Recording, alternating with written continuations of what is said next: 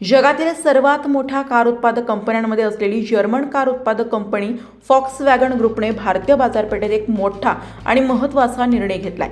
कंपनीने पुण्यातील चाकण उत्पादन प्रकल्पांमध्ये कार्यरत असलेल्या तब्बल 2300 कर्मचाऱ्यांसाठी स्वैच्छिक सेवानिवृत्ती योजना देऊ केली आहे। कंपनी भारतीय बाजारपेठेत गेली 2 दशकांहून अधिक काळ कार्यरत असूनही तिचा बाजार हिस्सा केवळ 2% स्थिर आहे। तसेच दोन्ही प्लांट त्यांची पूर्ण उत्पादन क्षमता वापरू शकत नसल्यामुळे मनुष्यबळ आणि सध्याच्या गरजांमध्ये समन्वय साधण्यासाठी कंपनीने हे पाऊल उचलले आहे।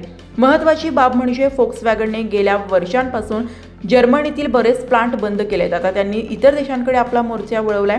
फॉक्सवॅगन ग्रुपच्या प्रवक्त्याने माध्यमांना दिलेल्या माहितीनुसार गेल्या काही वर्षांपासून युनियनसोबत याबाबत चर्चा सुरू होती। कर्मचाऱ्यांच्या मागणीनुसारच ही VRS योजना लागू करण्यात आली आहे। या दोन्ही प्लांट्समध्ये स्कोडा कुशाक, फॉक्सवॅगन व्हर्जस सेडान आणि ऑडी Q3 व Q5 यांसारख्या कारचे उत्पादन देशांतर्गत विक्री आणि निर्यात बाजारपेठेसाठी केले जाते। मात्र सध्या हे युनिट्स पूर्ण क्षमतेपेक्षा कमी क्षमतेवर सुरू आहेत। या योजनेचा उद्देश कर्मचाऱ्यांच्या फायद्यासोबतच परिचालन कार्यक्षमता वाढवणे आणि मनुष्यबळ सध्याच्या उत्पादन गरजांनुसार संतुलित करणे हा आहे।